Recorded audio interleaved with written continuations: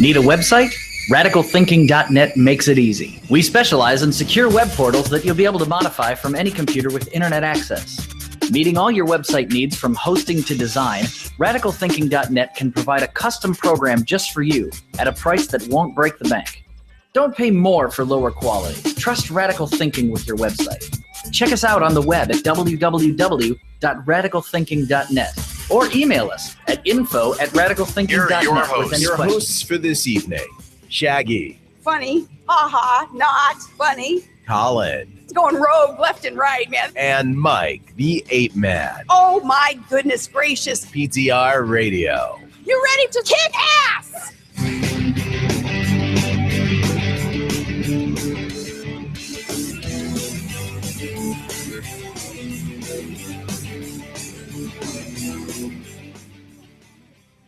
There you go, a new opening, Mike.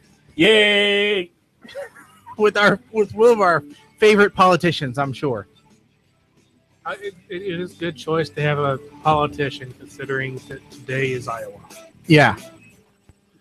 Iowa, Iowa, place that I'll never care about. Iowa. It's ridiculous. Somebody actually, I was watching. My wife had it on right before we came down here, and they went to a man on the street in Iowa, and they go, "How do you feel about your town being the center of attention for one day every 4 years?" And he goes, "Well, kind of sucks." That's awesome. Yeah, that day every 4 years when we see just how stupid Iowa is. You know. Now, what the hell is Iowa even known for besides the caucus? Iowa. Corn, or no, that's Indiana, because they had that slogan. There's more than corn in Indiana, right? Iowa, no, it's Idaho potatoes. What is Iowa known for? Let's see. Attractions. Des Moines. Okay, you got Riverwalk, World Food Prize. I know every 2 years they have the world's largest agricultural show. University of Iowa. Herbert Hoover National Historic Site and the Herbert Hoover Presidential Library and Museum. Oh, what? Okay. Now I know where I'm going on my next vacation. Western Iowa. Okay, you know what? Let's just skip down here. Economy. None. Iowa gross state products by industry. Wholesale trade. Manufacturing. What do you manufacture? Apples. The primary fruit in Iowa are apples. Well, this will give you an idea. Famous celebrities from Iowa. Halston, Gene Seberg, Hill Harper, Lara Flynn Boyle, or Laura Flynn Boyle. Finally, somebody I recognize. Okay. Elijah Wood, Sean Johnson, evidently an Olympian. John Wayne, the Duke. Okay. All right. Iowa's good now. Okay. Iowa, but I'm going to ruin it for you. Ashton Kutcher. Yes, but I can fix it. All right. Iowa is the chief producer of the United States. Yeah. Of hogs. Hogs. Of bacon. The home of bacon. They are the home of bacon. All right. Iowa is the place to be. There's no question about it. Which, by the way, Mike, you'll like this. My wife came home on Saturday with 8 pounds of bacon. Okay. Yeah. And she said, I got this on sale. It was like $1 a pound. I don't need to know any more than that. 8 pounds of bacon. Sign me up. Yeah, and this was all thick cut slab bacon. 8 pounds of thick cut slab bacon. Okay. 2 meals. Yeah. Yep. It sounds like this was a week for deals at the local supermarket. This was from one of the local IGAs. They had a sale on bacon. I guess they do it like every 4 or 6 weeks. So I said, well, you're going back. The local Hy-Vee was cleaning out their stock of turkeys. I already have 2 of those in the freezer. Yeah, but they were $5 a turkey. Really? Yeah. Didn't know that. My sister stocked up. I finally found Sixlets in New Jersey. You did? I remember the episode we had to explain what the hell a sixlet was. At Hobby Lobby. Okay, that makes sense. They sell them in the cake decorating section, And they sell them in the little packages by the register. And did you buy some? I did not, because we voted them not to be a good candy. But they are a good candy. They're a good candy. They're just not the best candy. Okay, so if it's sitting next to Reese's peanut butter cups, I'm buying the best candy. I'm buying the Reese's. Okay, let's put it this way: were they in little tubes of 1 by 1 by 1, or is it the larger thing? The larger tube. It was the larger tube. Yeah, that's not what. It was the tube. And Yeah, the one 'cause by the cake decorating was just big pouch, so you just snip a little hole and just. Nah, that's how. Yeah, Just funnel it into your gullet is what you're saying. that's not how you do it. No. You have to have those strip packs where you just. Speaking of funneling it in, my daughter's car has decided to Jackson Pollock my driveway.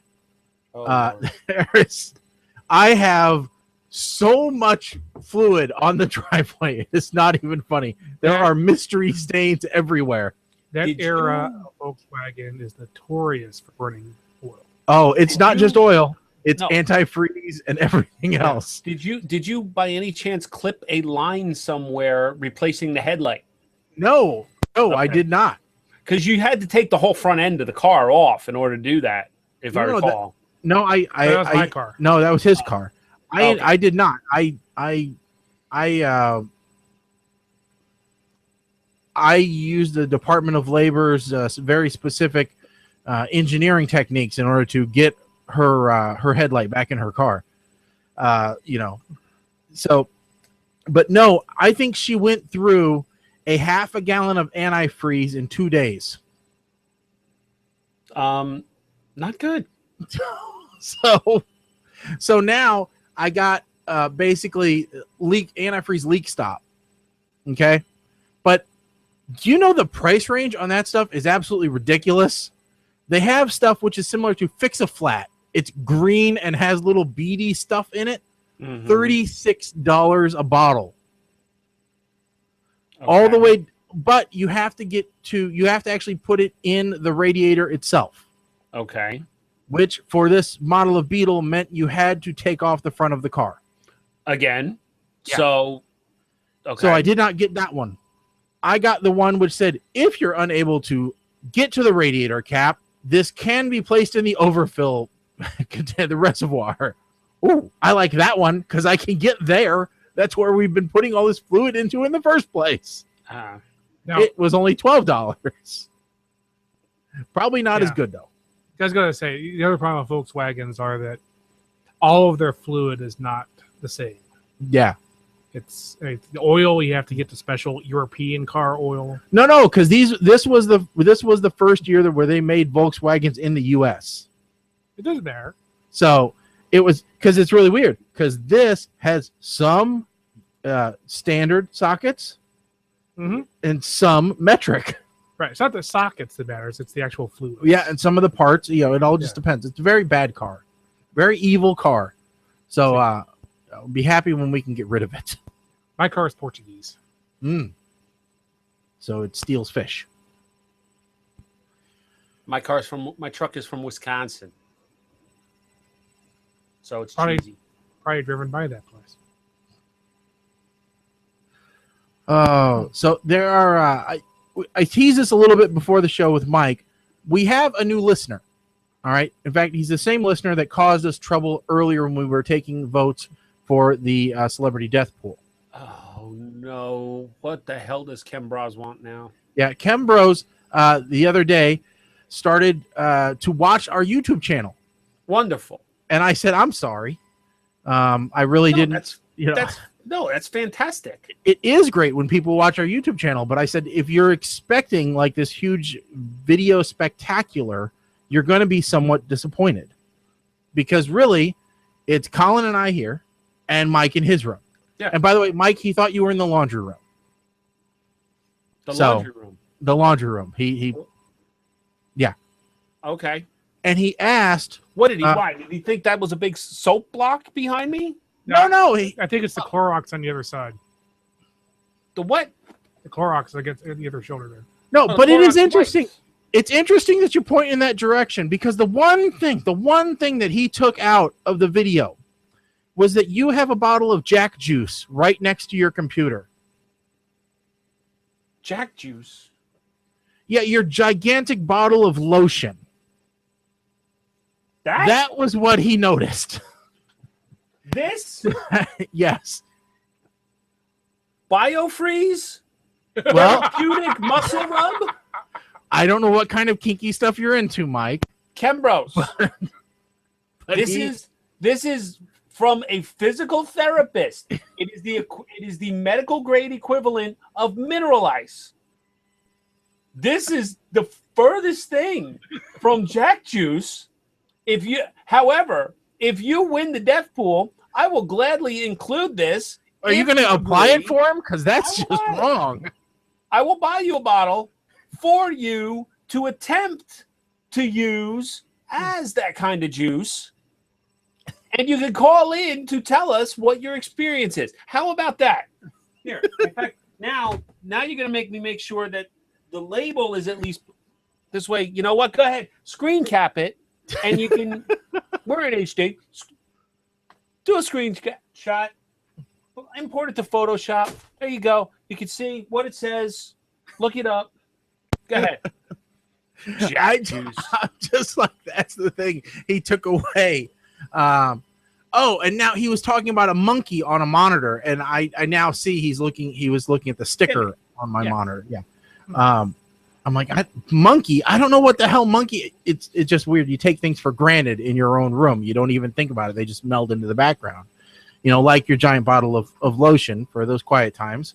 You know. I'm looking around. I was waiting for you to say, okay, you know, that plant back there. You know that the salt rock, fine.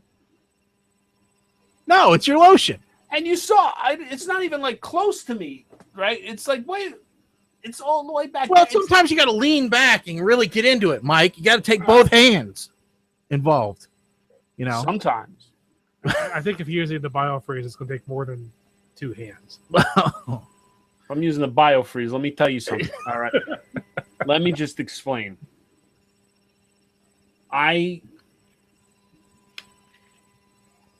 The only thing that could be worse than that was the time I was making chili.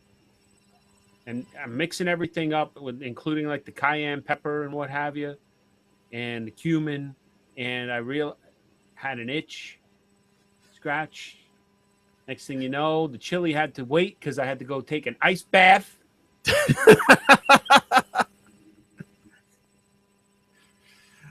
So you had you had a bag of hot nuts then, huh? From the ballpark. Yeah. Okay. No, Well, I was just really. He goes, man, he's got that huge bottle of lotion. I'm like, Jesus, that's what you noticed. Okay, and then he asked what this big yellow sign was behind us. And he goes, what the hell does that say? And I'm like, oh, it says wide load, or I said wide load. It actually says oversized load, but it's so big we can't fit it in the shop. Look, I got a lot of interesting things. I'm surprised that's the only thing you caught. Like, you can barely see. I have a Think Geek monkey crucified on my what is it? Body by Jake Tower Express workout thingamabobber. If you zoom in close enough, you'll notice that I own a single share of WWF stock, and that's the stock certificate. World Wrestling Federation? Yep. That's, of course, now it's World Wrestling Entertainment, but it actually says WWF. It's a single share, but I own it. And and Colin, he goes, who's the guy sitting with you? I'm like, oh, that's Colin. He's one of my old friends. And he goes, he's pretty quiet. He doesn't talk a lot. I'm like, you two chattering. I'm like, well, you should hear the Colin show. I'm like, let me tell you. So now I've got to give him a special edition of the Colin show just to get him used to you on a roll. But anyway, I see you're looking at the death pool. I'm just saying, since it came up, it was mentioned, we probably need to spend some time talking about the fact that Abe Vigoda finally died. Yes, officially. Really this time. How many false reports had there been? There is a website that you could go to, and the site was down, that it was specifically for. Oh, is AbeVagodaDead.com? Abe Vagoda status. Just AbeVagoda.com. Well, yeah, but there's also is AbeVagodaDead.com, and now it just says yes Yeah. in the middle of the screen. All this one says, Abe Vagoda is dead, and it's got his picture with X's over the eyes. So, yes, the sad part is how many news outlets had to put this is not a hoax. Abe Vagoda has died. According to Wikipedia, the mistaken reports of his death go back to 1982. Yep. People magazine. Well, he's always looked the same age. He's another one of those ageless celebrities that never get any older. He was born old. He died old. That's all there was to it. So, yes, as a result, 3 people got points. Yeah. And boy, I got everybody coming out of the woodwork going, you guys have a full-time job keeping track of dead people. It has just been nonstop. Every other day, another celebrity kicks the bucket. It's ridiculous. I finally found a good use for Cortana. Because instead of typing it out, if I can just run down the list. Hey, Cortana. George H.W. Bush dead? And even if she doesn't answer, she'll pull up A web search. a web search. With the birth dates, like looking up the actual birth dates. Hey, Cortana, when was Abe Vagoda born? Abe Vagoda was born January 26th, February 24th, 1921. Great. Yeah. Yeah, it's crazy. Once every couple of weeks, I go through and I do a refresh, and I just kind of look to see if I've missed anybody. Yeah, because some of these are I don't think the rugby player that I picked is not going to be headline news. No, but you're going to let me know, I'm sure. I do have a Google alert, news alert on it. Exactly. I haven't gone through and set up Google alerts for anybody. But And I'd like Fidel Castro's on here. If he dies, he won't even know for several years. Yeah. Well, that's okay, because we do usually offer a grace period of a week after the 31st. We don't announce right away. No, that would be silly. Because over the holidays, see, like sometimes these things come out. They'll come out like on a Tuesday. Yeah. And it'll be like, oh, he died Sunday. Oh, so I gotta go in and manually adjust shit. Mm-hmm.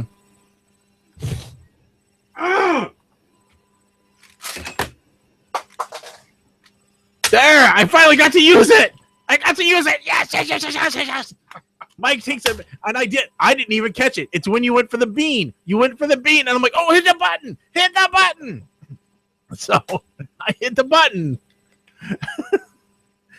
So now we have our first official use, Colin, of our. Not that anybody is going to notice until we get to the recording, because then they'll actually hear this weird garbly voice that's going on right now. But we have our official first use of the dump, and Mike caused it. Was there ever any doubt that I was going to be the one to cause it? Well, there was some. I figured I would let one slip first. No, it certainly is not going to be Colin. No. And if you go back and just take a weighted average even, okay, you're not even close to me. No, probably not. In the swearing department. No. But, yeah. Half the time I swear at you. That's true. I'm pretty good at getting you riled up. But I'll tell you what, speaking of riled up, now, Colin, you came into the show with a story. In fact, you were waiting in your car a little bit longer. I'm like, yes. What the heck is Colin doing in his car for this long? It's like my sister-in-law is sitting out there, for 10 minutes. And you come in the house and you're like, I had to wait for this NPR story to get over. Yes. We got to talk about it. Yes, we do.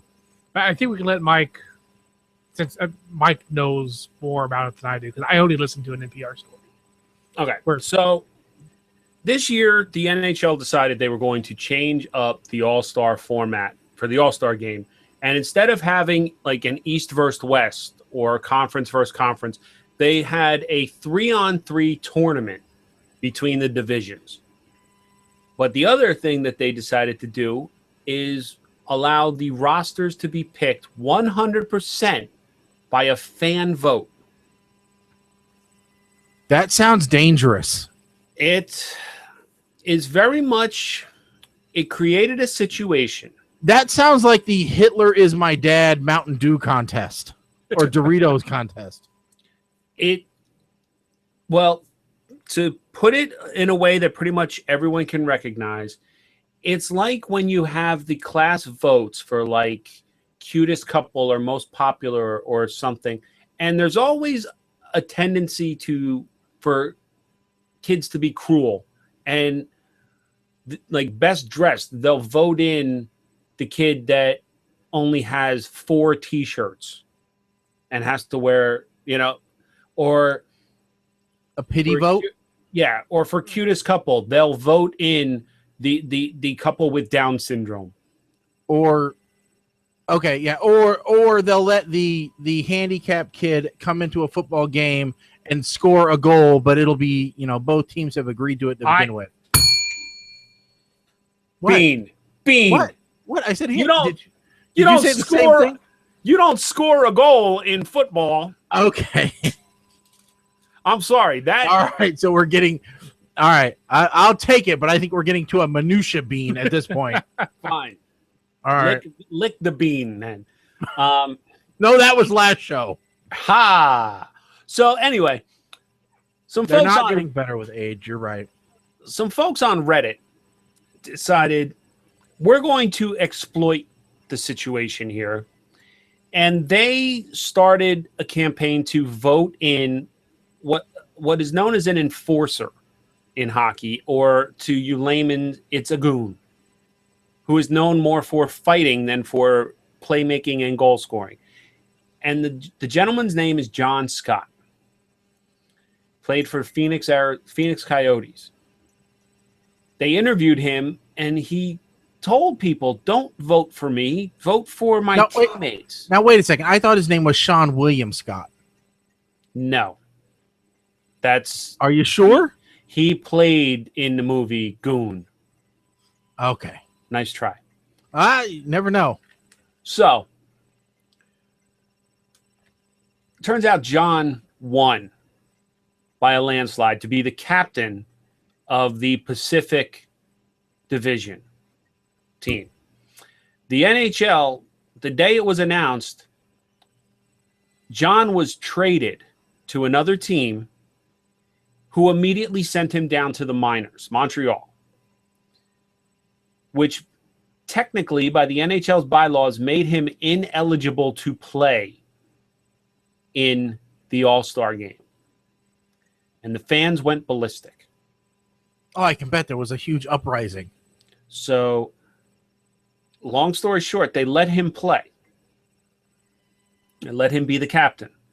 Yep. Now, during the skills competition, which happens the day before, everyone wears the jersey of their team, right? And during the All-Star game, they all wear All-Star jerseys with their team's logo on the patch, so you know what team the guy actually is representing. John wore his All-Star jersey and uniform during the skills competition and just had the NHL logo on his shoulder. Okay. All right. That was, I'm sure he was trying to be as politically correct as possible. Yes. And he took it for what it was worth. He was like, look, I know I am not a flashy scorer. I am not a big name, but I'm going to take this as it is. I am an all-star. I am here. He wound up scoring 2 goals, which in his career up till now, he only scored 5 goals in, I think, 500-something games. So he scored 2 goals in the NHL All-Star game. They put the vote up on the board for the MVP, and it was 3 names. But you had the ability, as a fan to text in and write in a vote. Again, Hitler is my dad comes to mind. So John Scott now not only made it to the All-Star game, but was voted the MVP by the fans. And he doesn't even play anymore. He plays for he's one step up from Bar League. Is that what you're saying? Well, I had an article up here. Just a second. Let's see if I can. Are you saying like he's the trash man quarterback? You know, are they going to do? Is Disney going to do some Sunday movie about him now? Well, there's already talk. Some celebrity already tweeted that he's trying to obtain the rights to make this a movie. Sean William Scott. No. But so John actually plays for the St. John's Ice Caps in the American Hockey League. And unofficially, the team has changed their name to the St. John Scott Ice Caps. Oh, that team's so lucky. Yeah, they just got a huge boost in publicity. Oh, yes. I mean, they're going to have people actually at their games. It's amazing. Yes. More than their moms. There is, well, there's some suspicion that Montreal has not been playing well, like the NHL team. So there's some suspicion that they're going to call him up and just have him play just for the publicity at this point. Just to bring the fans into the stands. If nothing else, they will probably sell a lot of jerseys and shirts with his name and number on them. And he won't see a dime. Yep. No, it's not entirely true. But I don't know. I was watching. I was listening to an article, and I think I'm right in this that they were doing the top 5 or top 10 rather sports by American interest. You know, so top 10 publicity sports. Obviously, football was far and away number 1. American football. Yeah, sure. I don't think NHL even made the top 10. Probably not. You know. NASCAR beat NHL. Well, yes, because there are far more rednecks than there are people living close to Canada. You know, but what was interesting was there are now, I think the NHL is expanding, maybe not the NHL, but maybe, AHL and some of those other ones. You know, they are expanding further south now just because they realize that these other sports, not everyone can play them. You know, not everybody wants to play them, which is the same reason why, roller derby and some of these other ones, oddball sports have gained a little bit of cult following. You know, pretty soon, basketball is going to be a real sport, I think. I'm still waiting for the day for that to actually come out. Basketball would be awesome. You know? Yeah. Okay. There was one thing on the John Scott story that I heard on NPR that I wanted to make sure we covered, which was, first off, he didn't win $1 million. No, his team won $1 million. His team won. Okay, the story said $1 million. Anyway, for winning, his team won $1 million, which was split up. And rumor is that guys that are on the team were going to give their share to him. Got it. But there's two things. The one was the NHL asked him to do that thing where he said, "Don't vote for me." And he did that, but after he won, he actually had someone from the NHL call him and say, "Do you think this is something your kids will be proud of, taking a spot from somebody else?" Yes. And that's the one that really ticked him off and why he made for sure that he was going to be there. Oh, yeah. Yeah. He said, because, while I may not deserve to be an NHL All-Star, I know I deserve to be the judge of what my kids will and won't be proud of me for. Yeah, that was such a jerk move by that guy. Not by the player, by the yes. It's horrible. Oh yeah, that's really being a dick. That's all it is. I think earlier in the week I shared an article that that basically was an editorial piece that he wrote, and it mentions that whole situation that you spoke about, Colin, how the NHL called him, and it talks about how behind the scenes, like the conversation when the coach called him in and said, "You've just been traded," and they're saying, "Yeah, you're to report to St. John's, Newfoundland." You know, like he didn't even get to report to the NHL club. They sent him down immediately. So, but all the other players, like a lot of the celebrities that were not in the All-Star game, tweeted their support. And well, yeah, they're not idiots. No, they're going to get behind this guy because they know the power of the public. And Jeremy Roenick, who was a former player who was an announcer now, or broadcast team, he was on the bench and he was interviewing, and he actually said to John after John scored his second goal, said, "I was very critical of you participating, and I was wrong because you have been far and away the most entertaining part of this All-Star weekend." And without batting an eyelash, John turns to him and says, "Well, it's not the first time you've been wrong, and we'll leave it at that."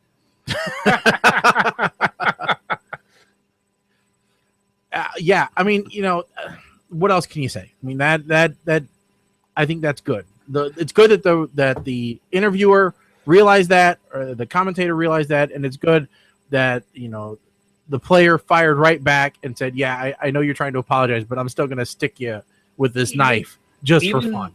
Even the commissioner, the NHL commissioner, Gary Bettman, after it was all said and done, they have video of him going up to John and saying, "I am so glad that you were here.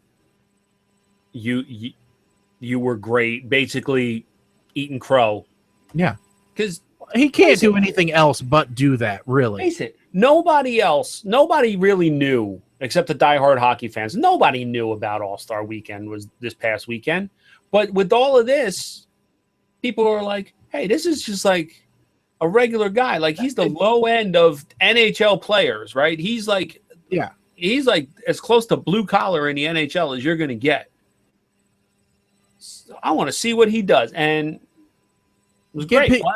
One of the guys even like pretend fought with him, which was awesome. I mean, you got to have those David and Goliath type stories in your different areas.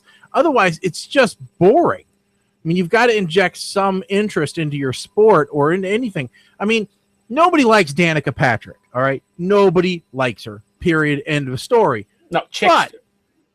But we like to see her get smashed into a wall. Look, I will be the first to admit, I would love to see Danica win a race.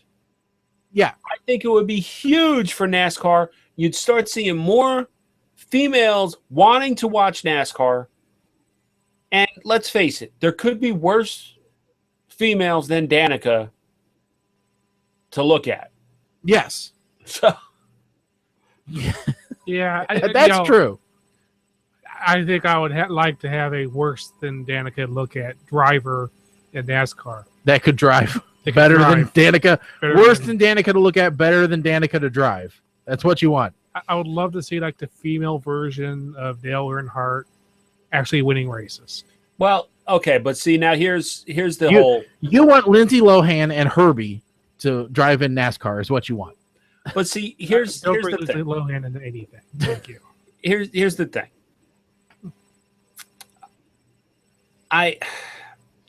Everybody talks about how Danica is such a bad driver and this, that, and the other thing. I am not going to try and race her. No. I'm not going to try and play hockey with John Scott, okay? He may not be a goal scorer. He may not be fancy. I guarantee you he's going to skate circles around. Yeah. Okay. So she's at the lower end of the elite group. Right. Okay, she's the worst at being the best. Let me rephrase, because I don't actually have any problem with Danica Patrick. I do have a problem that there is only one female driver, and she happens to be hot. Can't we find anybody else? Okay, I see what you're saying. Do you want a lunch lady to drive NASCAR? Is that what you're asking for? Just more. Just more women. I'm sure that they can't have more because it's a weight ratio thing. So when you have more women, they have to take more out of the car, and they're not allowed to do that by the rules, from what I understand. So you'll never have a plump woman driving a NASCAR. I'm just saying there's probably more women out there who can drive, and there should be more of them in NASCAR. Okay. Maybe we should just look at insurance claims and look for the person with the most insurance claims. Go, you have a tryout with NASCAR. Okay, Mike, what do you have? Welcome to the 14. I'm sending you a link. This is just a random Google image search. This was the last female who had any kind of impact in NASCAR. Okay, not bad. Shauna Robinson. Okay. All right, let's look at it. Sabine Schmidt. You know who she is. Yes. Colin. All right. Do you think she could drive NASCAR? Probably. I mean, we know that she could drive F1 style, European style track. Yes. I think she could. NASCAR is one of those weird things because all you got to do is turn left. It doesn't take a whole lot of skill. Except for really. twice a year, they got to turn left and right. Thank you. But Sabine Schmidt also pretty nice to look at. Yes. But you can't deny that she has skills. There's nothing wrong with nice to look at. There is just standing around in a bikini commercial for GoDaddy. Yes. Now, Mike, you've seen Sabine Schmidt, right? Probably. Now there was some. But she actually looks like a real human woman. Yeah, she does. She looks like she could be your neighbor. Yeah. So yeah, she does. I mean, she doesn't have this super, hourly glassy figure. Right. She's German. Yes. I'm trying to find the name of this driver because apparently, okay, look up Catherine Legge, Legge. Okay. Catherine with a K. She drives Grand Am, and the 24 Hours of Daytona were just happened recently. Okay, all right. Sabine Schmitz. Okay. She was in a car that was pretty experimental, a Delta Wing car. Mm-hmm. That was actually they started dead last. She drove all the way to the lead, and they were leading inside of the first 2 hours of the 24 Hours of Daytona, and then her co-driver took over and crashed the car. Ah, jeez. So she possibly could be one to make it. I mean, so we're saying give women a chance. I understand what you're saying. Colin wants to see the ladies of NASCAR. You want a ladies of NASCAR series, a whole series with nothing but women. Okay, there's no way this is not going to sound sexist, but you want a girl or a female in a NASCAR ride who is not attractive, and so there is no doubt that she is there because she can drive. Yeah, because we know that you can't be talented and pretty. Right. I think what Mike is saying. I think my original point wasn't quite my point, which is why I clarified to say I just think there should be more female drivers. And I think it's suspicious that there's only one female driver, and she happens to be someone who does commercials and bikinis. I think she stopped doing that now with GoDaddy, though. No, she has stopped doing that. I'm just saying it is suspicious to me that there's only one. And the last one that she did for GoDaddy, she wasn't really in a bikini because they imposed her body or her head on a bodybuilder's body, where all the bodybuilders were running down the street. There's a reason that I don't have any of my sites registered with GoDaddy anymore. Mostly I do with elephants, but still. So here in the Sprint Cup Sprint Cup series, there were 1, 2, 3, 4, 5, 6. I believe Janet Guthrie is the most. 16 different women. And Janet Guthrie may have been the most successful. Actually, of that, I'm actually going to say that Danica was with 118 starts. Yeah. Well, okay.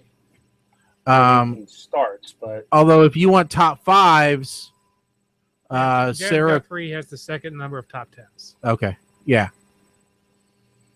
Danica actually has the highest number of top 10s.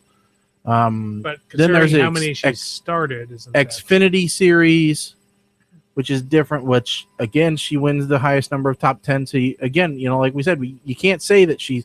But Patty Moyse had 133 starts. So, and then there's a Camping World Truck Series, formerly the Super Truck Series. Right. Now that was where you can find some unattractive, talented females. Well, Jennifer Jo Cobb is still active. I know that. There are 4 still actives in the Camping World Truck. There are 4 in other series, which includes K&N, Pitney, Mexico, Wheeling Euro, Wheeling Modified, and the Wheeling Southern, as well as Godey's Dash. So there aren't enough of them. That's only like the most recent one was on the others, which would basically be everybody who's coming up now, right? Yeah. So 2014. Right. One started 2015. One started 2014. One was 1954. Pretty sure. Yeah, she's inactive. Yes. I'm certain Beefy Scott is inactive. There were two. There were 3 that started in 2015 in the truck series. Isn't this amazing? We're talking about cars and Mike isn't flipping out yet. Oh, wait a second. What? Hold on. Wait. I got to find this article because I'm going to completely switch gears because I may actually segue this into a Top Gear discussion. What? That is unheard of. Because apparently Leonardo DiCaprio has pissed off a lot of people because he was vaping at the Screen Actors Guild Awards. That was what the SAG Awards were this weekend, right? Yeah. So he was there vaping with something very similar to what I use. Says Leonardo DiCaprio is vaping part of a dangerous trend. Yeah. So who is Richard Hammond? He's the short one who almost died when he was in a rocket car that flipped 14 times. Okay. Richard Hammond vapes. Yes. Because actually, don't be surprised if several of them. I don't know. Did Jeremy go back to cigarettes? I don't know. They did smoke. I know. All of them smoked originally. I think that James is now just pipe. Jeremy, I think he's back. I think he's back on cigarettes. He quit for a while, but I think he's back. And yeah, Richard vapes. But I just happened to look and I was like, okay, celebrities who vape. Okay, Lindsay. Well, here's one that's got 28. Lindsay Lohan, great. Yeah. Oh, Katy Clarkson. Perry. Clarkson vapes as well. Okay. Here's some Leonardo DiCaprio, Johnny Depp, Snoop, Jack Nicholson, Sean Penn, Charlie Sheen. Okay, wait. Time out. Yep. Snoop, you have to take this with a grain of salt because Snoop, there are vaporizers that can do dry herbs. Yes. Yeah. Dry herbs. So, yeah. But Jack Nicholson, Sean Penn, Charlie Sheen, Kate Moss. Charlie Sheen actually has. He's part owner of a company called Nico Sheen. Yeah. Pierce Brosnan, Dennis Quaid.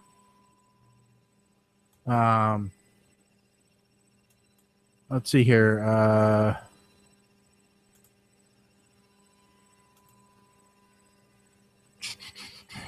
Looking to see who else.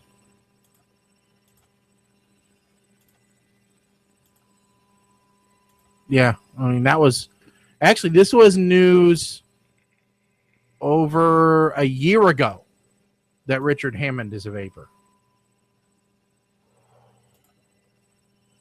Yep. So yes, a lot of celebrities are vape. John Cusack is the biggest proponent of e-cigarettes, apparently. Like you said, even if they find vaping to be bad for you, it's still only 1% as bad for you as cigarettes. Yes. From all the studies that you've read. And from, as I have said, in New Jersey, vaping is illegal where smoking is illegal. Right. So you can't sit there at the bar and vape away. So I treat it like a cigarette. And I'm respectful. I will not vape around people if it bothers them. Yeah, I mean, I don't think Leonardo DiCaprio wasn't in the awards vaping, was he? Wasn't he just doing it outside? No, he was in the awards vaping, and that's why everybody's making a big deal about this, because LA has the same rules. And apparently because it was a media production, it fell under different guidelines, therefore he couldn't be arrested. Because smoking is allowed as long as it's inside of a art performance. Exactly. Yeah. But I mean, I don't mind it at all, but I can see where I wouldn't want somebody next to me doing it. I'm with you, Mike. I think as long as people are respectful about it, I don't care. Yeah. I just really don't care. It doesn't bother me. Don't come over, take a big puff on it, get it right in my face, and go. Other than that, I don't care. Yeah, see here, maybe those people that are bothered should practice this CNN article. All right? 25 scientific happiness hacks. Because we have to apply the term hack to everything. These are 25 scientific ways to make yourself be happy. Number 1, practice kindness. So being kind to other people automatically makes you happier. Until you get taken advantage of, at which point. Yeah. Well, here, you can write it down in your gratitude journal that they tell you to keep as number 2. Sure. Number 3, get spiritual. Now, I'm not going to give you a pro or con about believing in whatever you want to believe in. If it helps you, fine. Buy experiences, not stuff. I actually have heard this one before, and it's one that I actually have started to adapt. I try to make sure that my big trip to Disney, for example, that was something I could have taken all that money and bought something. Yeah. But no, it's going to be much better spent, me and my wife going out, enjoying ourselves, having fun, and building that memory. And that thing you bought would be trash by now? Yeah, it would just be obsolete. Yeah. That's why I'm going to Disney twice this year. And if you are going to buy something that creates an experience. For example, buy a guitar. Learn to play guitar. I won't ever learn to play guitar, so that would be a horrible thing for me to do. Mm-hmm. But that's what they tell you to do. Stop hanging out on social media, and they instantly have a picture of everyone holding their iPhone up. Somebody's holding a tablet like a moron. Get outside. Have real friends, not virtual ones. Number 7, stop checking your email. Okay. Focus on time, not money. A lot of these seem to repeat themselves. Lose yourself. In the music, the moment you want it, you never let it go. You only got one shot. Not miss your chance to blow, because opportunity comes once in a lifetime.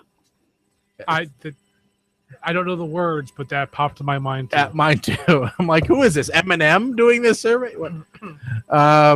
Number 10, Mike. Here's one we can all relate to. Embrace failure. Own it. Well.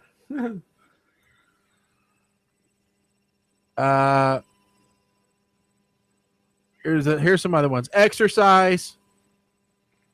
Flow through some yoga. A little downward dog can really pick up your day. Load up on leafy greens. Buy yourself flowers. Mike, have you bought yourself roses yet? No, that's not going to happen. Turn on a light box. That's actually good. I actually have an alarm clock that has light box built into it. Okay. Half an hour before I wake up, it starts turning on slowly with a red light like the sun coming up. Okay. A lot of the times I wake up just before the alarm goes off. Very effective. This one's actually talking about during seasonal affective disorder. Right. Using it for an hour just to, boost your mood. Same thing, but I use mine to wake up. Here's what. Now, do you still have shower curtains as regular window curtains? The window coverings that you last saw in my house are still on those windows. Okay. There's been no change to my window cover. Okay. Because here's open the shades. If you don't have access to a light box, the simple act of letting in some sunlight can brighten your mood. I don't recommend it in your neighborhood. No, because then they see what's in your house and they rob you again. Yeah. It's been a long time since they robbed my house. There you go. It's good. See burglars, he's had time to get new stuff. All it took was one time for them to break in and find out I really do have an alarm system. I don't just have stickers. And they stayed away. Here we go. Eat some shrooms, Mike. They actually recommend eating shrooms because they say they're the only source of vitamin D. All right, because I can't buy a bottle of vitamin D pills. Here's one. Play with your pets. Do you have any choice? Do you have a choice? Play with your pet.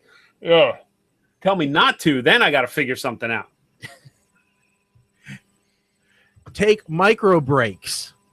Mike, take this one to work and suggest this to your boss. Research shows that people who take quick breaks during their workday to watch funny videos online get a high emotional payoff and report feeling more energetic and happy with fewer negative emotions. Not only will this improve your mental health overall, this is an easy way to turn around a bad mood in less than a minute. Plus, you get a metabolism boost too. Kitten videos, Mike. Yes, of course. And Panda in Snow. Have you seen that one? Yes, I've seen Panda in Snow. Today I also saw Great White eat another Great White. I saw someone link to that. I haven't watched it yet. I don't know how happy feely that one's gonna be. That one, it depends. Sometimes you're the big shark. Sometimes you're the little one. That's more like inspirational poster. Somebody should screen grab that and then put that at the bottom of the poster. Drink coffee, make a human connection. Speaking of drinking coffee, Mike, have you tried your coffee? Oh my God, yes, I've tried my coffee. Oh, and survey says? Unless I plan on being up all night, there is a strict lunchtime cutoff for that coffee. And that thing is, the K-Cup is so packed that it takes twice as long for a cup to brew as a regular K-Cup. Now remind everyone what we're talking about here. Death Wish Coffee. Death Wish Coffee, which is, they actually won a contest run by QuickBooks, and Death Wish Coffee will now be the smallest company to ever have a Super Bowl ad. Oh, jeez. They won. Yes, they won. So they will have an ad that runs during the Super Bowl.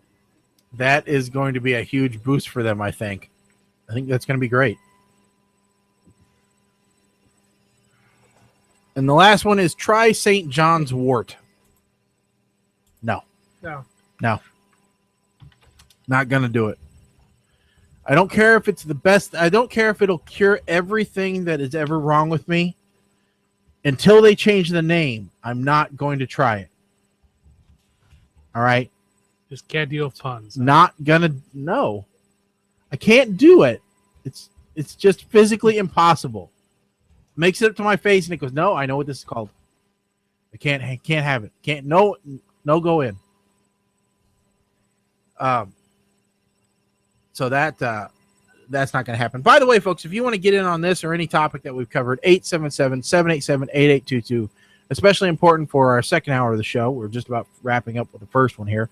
But coming up, we've got some interesting stuff. 10 sex lies every woman tells their partner, as well as 4 rules for a husband's friendships with other women. And these kind of all play into a theme I want to talk about in hour number 2, which is midlife crisis. Mike, any just to let people know, any experience either with yourself or with other people you know going through midlife crisis? Yeah, I went through one years ago. All right, great. I look forward to hearing about it. So we're going to talk about that in hour number 2.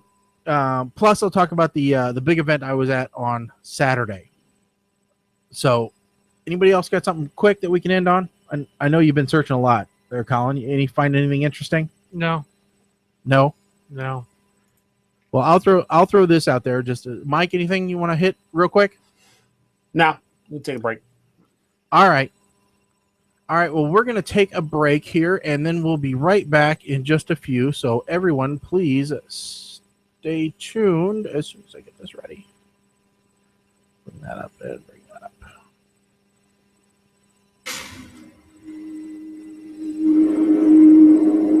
Oh, yeah.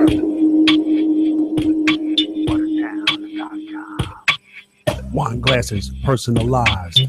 Wooden signs that'll make your eyes bug out of your head because they so cool. Making people say, where'd you get that, fool? Butterstown.com. Butterstown.com. The country boy at Butterstown.com. Tell them Butterstown.com. Hello, folks. This is Mike the Ape Man, welcoming you to a little different host spotlight. Tonight it is our pleasure to be interviewing the man who made this bit famous, Shaggy, from PTR Radio. Shaggy, I'm actually quite surprised that you're allowing this to happen. Now, folks, we're doing this for educational purposes only. Oh, I see. I think it's safe to say that people will be educated tonight, though, don't you? I could see us doing it. Yeah, I think that's a distinct possibility. Now, Shaggy, before we go any further, you're the one who requested Yata as the music during this interview, right? Yes. You do realize if you listen to this long enough, you might get the urge to dance around in a fig leaf. It actually already has happened. Okay, I don't think I want to know any more than that. Okay. But that does give the listeners a little taste of what we have in store for them tonight.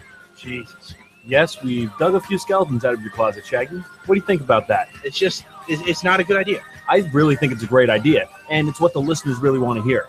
So, why don't you tell us a little bit about your high school days? Instead of watching the basketball game like every other heterosexual male in the state, I was watching movies.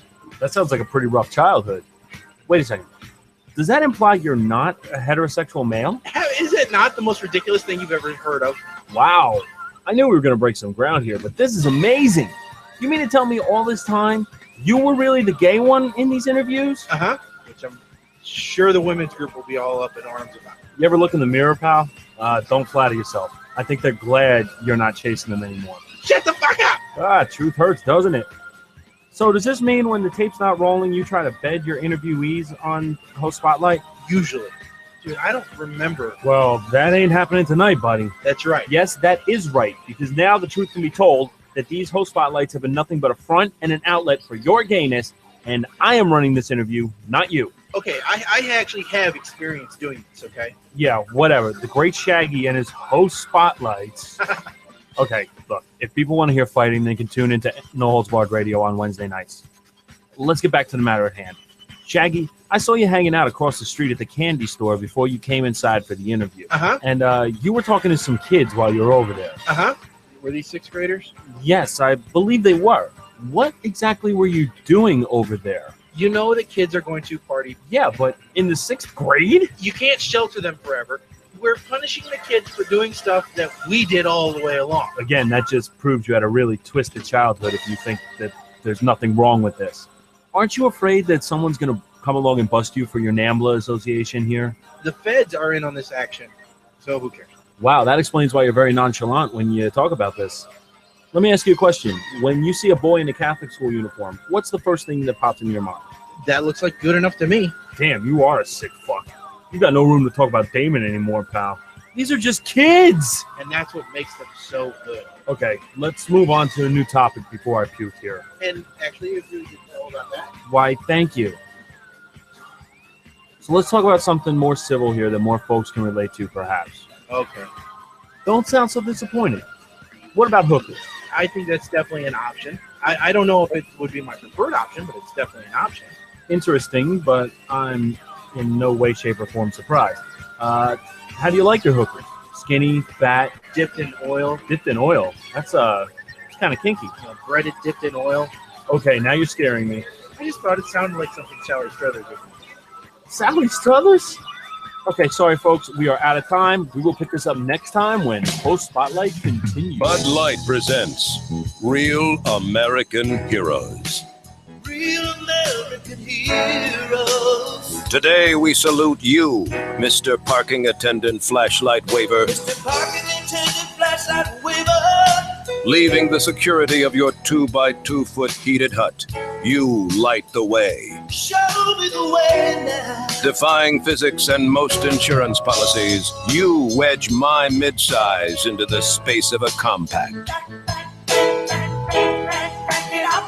While you act like you couldn't care less about my car, I know deep down inside, you don't. It's just a car. So crack open an ice cold Bud Light, O czar of the parked car. As long as that extra sawbuck translates to easy out, we'll keep pulling her in. An investment of 2.5 cents will never make you rich.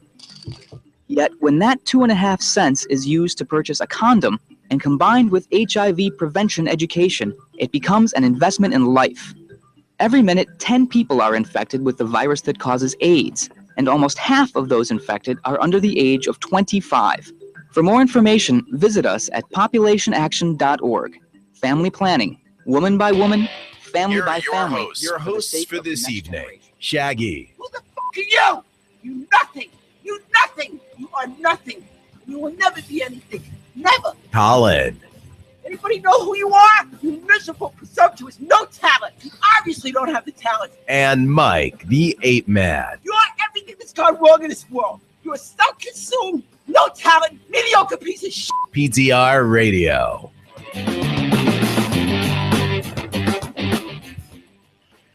And welcome back to hour number 2 of the show, ladies and gentlemen. PTR Radio here on the fabulous interweb. If you want to get in touch with the show, 877-787-8822 is the number, or as always, at PTR Radio via Twitter. Check out our website, ptrradio.com. It's got all the contact information for the show, as well as how you can get the podcast. I should have said all that during the first hour, but I forgot because we wanted to get into stuff. I blame Ken Bros. Yep, me too. Him and his Jack Juice. That's what took all of our minds for the first hour.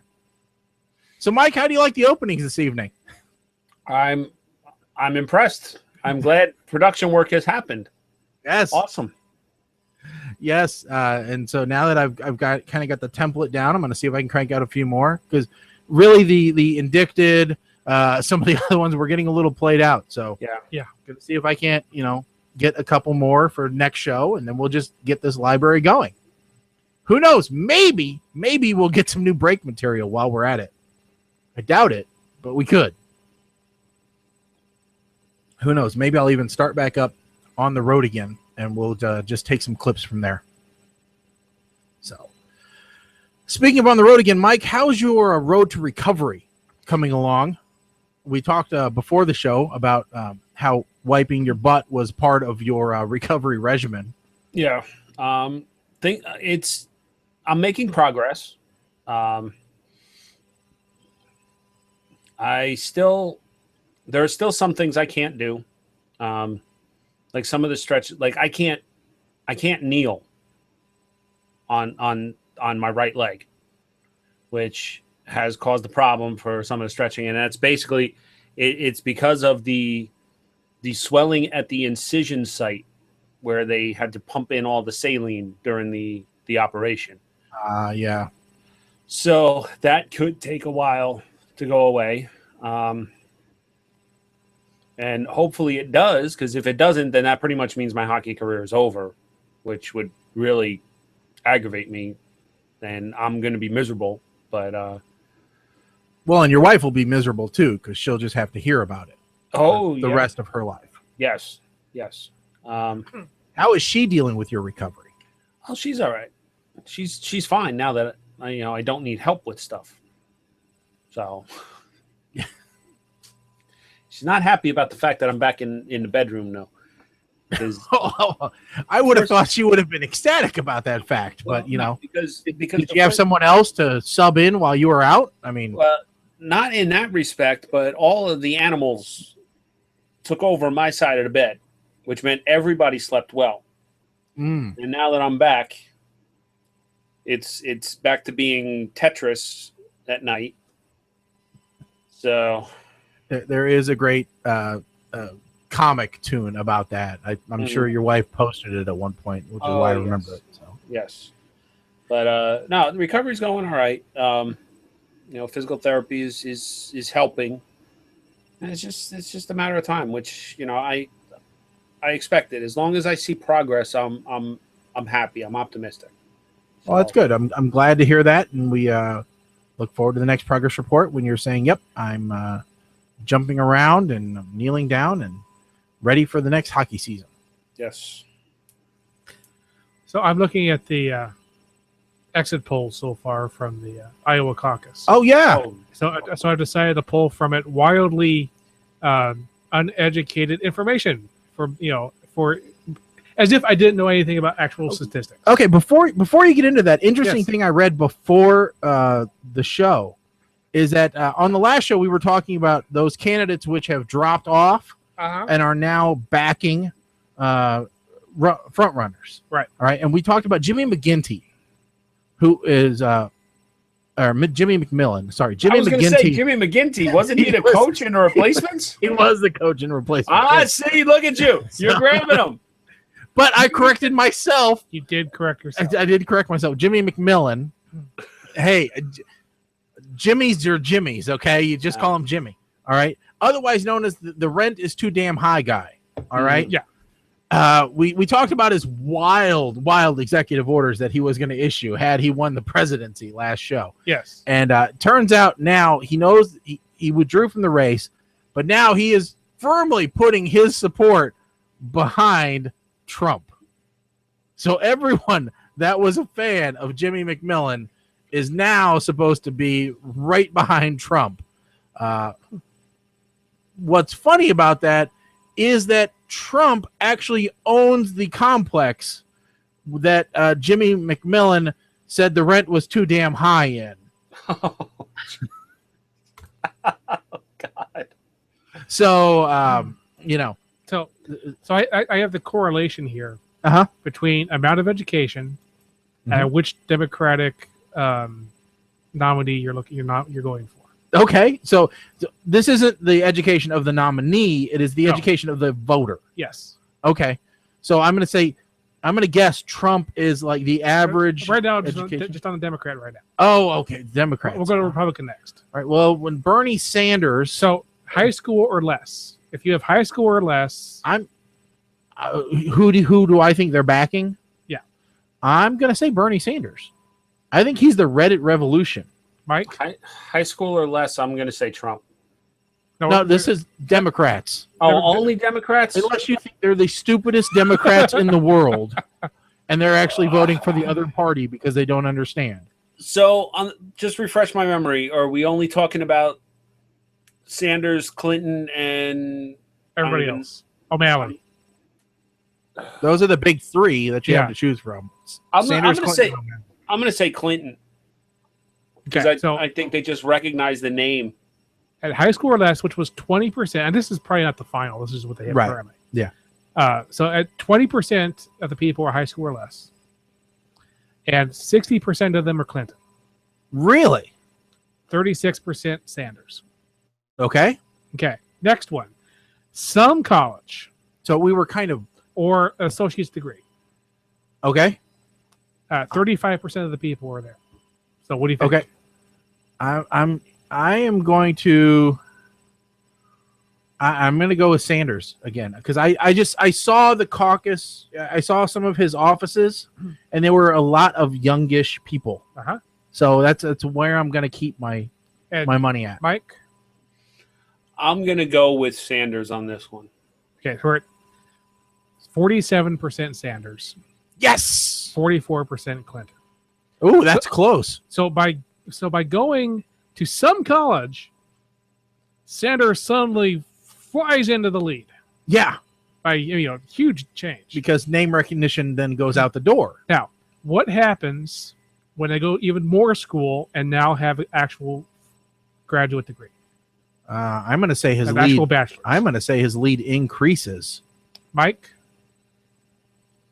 I'm going to agree with that. They're tied at 46% each. Jesus. So by getting more college, Clinton creeps up. And then postgraduate study, doctorates and stuff. Oh, yeah. Masters. I don't know, because the trend is really bad here because now we don't know which way it's going to go. I've been with him the whole time. I'm going to stick with Sanders. Okay. Mike? Just to buck the trend, I'll go Clinton. It's Clinton. So basically, it's at 56% Clinton, 38% Sanders. So by getting a little bit of school, suddenly you're for Sanders. But wait a second. This says that the people with high school education, yes, and the people with PhDs, yes, think along the exact same lines. They both want Clinton. They both want almost the Clinton. exact same rate. But Which tells me that that high degrees aren't worth any money. I guess that's what it means. But what's more interesting is there's this little bit where you get some education and suddenly you like Sanders. But then you learn a little bit more and you're like, oh, never mind. Well, I'm not saying I'm for either one of them, okay? Because I honestly don't know either one's We're politics. not talking politics. We're talking statistics. I am not a fan of... I don't know anything about Sanders. Hillary, I'm not a fan of just in general. There's something about her I don't like. But someone did tell me that the FBI came out this last week and said that they can't release all the emails from her private server because several of them are above top secret clearance. Mm-hmm. And there is likely going to be indictments made regarding the content of them and how they were improperly stored and improperly, managed. And so at least that person, Kembros, was saying that it's very unlikely that she will actually make it onto the ticket, and instead she will find herself in a cell. Now, he knows a lot more politics than I do. Yeah. But, and that's some supposition, obviously, but who knows? It could be the case where you don't really have a clear choice there. All I do know is that Christie, from the Republican side of things, has said he's not even sticking around the full evening for the Iowa caucus.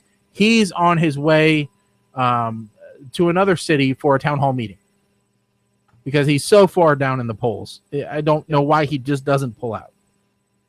Now, I think the real fact of it is it has nothing to do with education. It has more to do with money. There's a much closer correlation to the more money you have, the more you go for Clinton. So under $30,000 is 58% Sanders, 41% Clinton. Those are your college students. Yeah. Yeah. 30,000 to 50,000, you're at 46% Clinton, 45% Sanders. That's probably a bunch of your fresh out of college or people who didn't go to college but still got pretty good jobs. Yeah. $50,000 to $100,000 at 55% Clinton. That's pretty much where it stays from there on. 55%. Sanders actually starts dropping down against O'Malley the higher the money goes. So I don't know hardly anything about O'Malley. I don't know who he is. Now on the for education, the reason I did that is that on the Republican side, it's not as interesting. High school, Trump. Some college, Trump. College, Trump. Yeah. Postgraduate study, wow, Trump drops. They start to see through things. But he goes from high school 42%, some college 31%, college 26%, Postgraduate study, 17%. You know what? You really want to see if it's truly his political strategy or if it's just his popularity. Run Snooki. All right? Run Snooki for president. Oh, you can't because she's going to be on Celebrity Apprentice this year. What better reason to run her? You could track her entire campaign on Celebrity Apprentice. The new Celebrity Apprentice with Arnold. She just won America's Worst Cook Celebrity Edition. She's on a roll. Arnold. And she just popped out she's pregnant too. Oh. I don't know if you knew that or not. Because at one point during the shooting of Worst Cook Celebrity Edition, she stopped drinking. I'd say I'm having a heart attack, but I'm grabbing my right arm. Oh God! I'll tell you what. It's too much talk about Snooki. All right, here. I'll bring it back around to something you like. How about movie trivia? Okay. Before we get into another serious topic, I'll give you a quote. You tell me the movie. All right, we're gonna start off really easy. This one time at band camp. American Pie. Yep. I think we'll take turns, Mike. Okay. All right. There's a snake in my boot. Toy Story. Yes.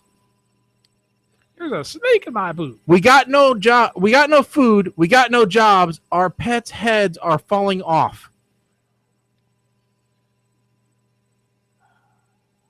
Dumb and Dumber? Yes.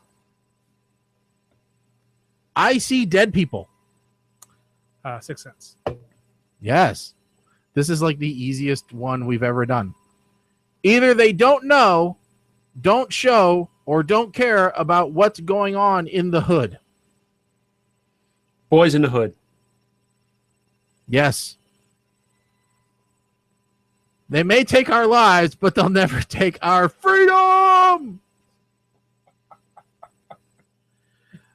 See, that's the Mel Gibson Braveheart. Yes.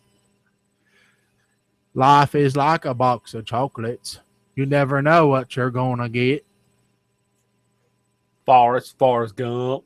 Yes. This is the easiest. Molly, you in danger, girl. It's you, Colin. Yeah, I know. Colin's like, no.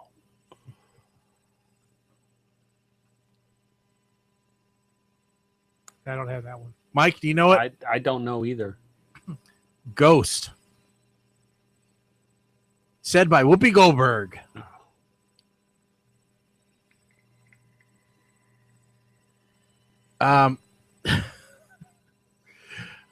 Mike, this one's yours. Buzz, your friend, woof. Toy Story 2? Nope. Colin, do you know? It's Home Alone. Where is that in Home Alone? It's from when they're trying to get in through the doggy door. All right, Colin, your turn. We will not vanish without a fight. We're going to live on. We're going to survive. Independence Day. Yes. Mike, the past can hurt, but the way I see it, you can either run from it or learn from it.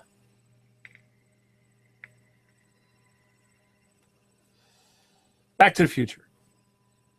No. I have no idea. Colin. That sounds familiar, but...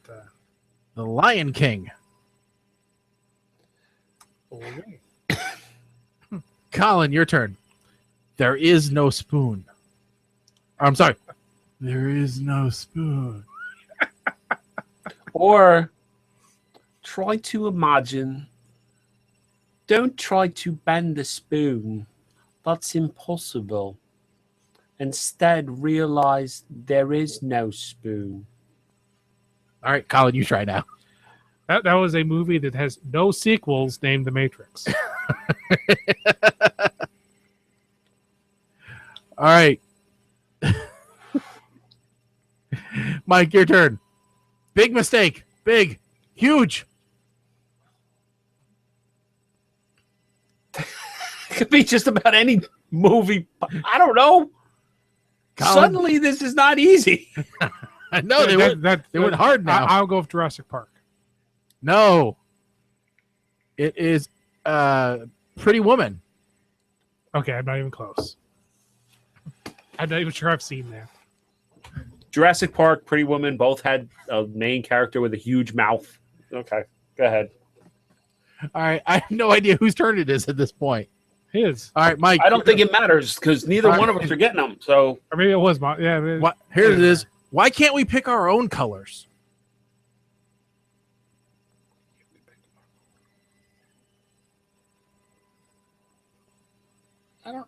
Colors. I don't know. No, it's not colors. Glory. I believe it's Reservoir Dogs. Oh, yeah. Okay. Yeah. Yeah. Now that makes okay. Movies don't create psychos. Movies make psychos more creative.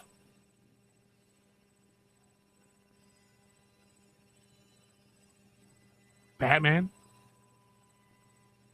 No, and I have no idea what this movie is. It doesn't. Oh, Sharknado. Oh no! Now, okay, it says it that's now. right there. There it is, yeah. No, it's Scream. That makes sense. Never seen it, but it makes sense. All right, here's one. Get busy living or get busy dying. Tombstone. Nope. Sounds like a war movie to me, but I don't know which one. I think I've seen it. Shawshank Redemption. Ah, of course. Man, you know, a lot of these I've seen, but I haven't No, seen. I remember that. I remember that quote. That was a fairly famous quote in there. But it's just not. You don't have the right. I don't. Get busy living or get busy dying. Is that closer? No. Okay, sorry, I can't do that. I know you. There's neither of us. Maybe Mike. Mike, can you pull off that? Maybe Morgan Freeman. Yes. No, I can't. Yeah, it's just. I just can't. His voice is just too iconic. Yeah. People don't always tell you what they are thinking. They just see to it that you don't advance in life.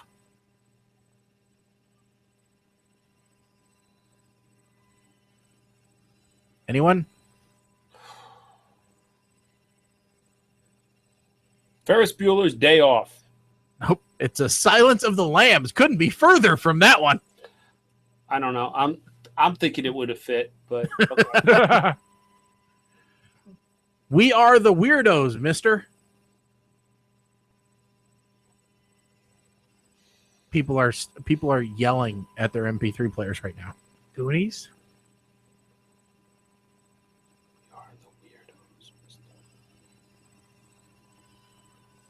I mean, on the game in general. Oh, I have no idea. Suicide Squad. I don't know. It's The Craft. I don't even know what that is. I know what that is. How about this one? I bet you both know this one. I want you to draw me like one of your French girls. I can't do it. Yes. Titanic. That was my guess. I've never seen Titanic. If I ever see Titanic, then I won't be able to say I haven't seen Titanic. Tyler, you're the worst thing that's ever happened to me. I'm gonna go with any Medea movie. No, it's not. I don't think she's talking about Tyler Perry. Oh.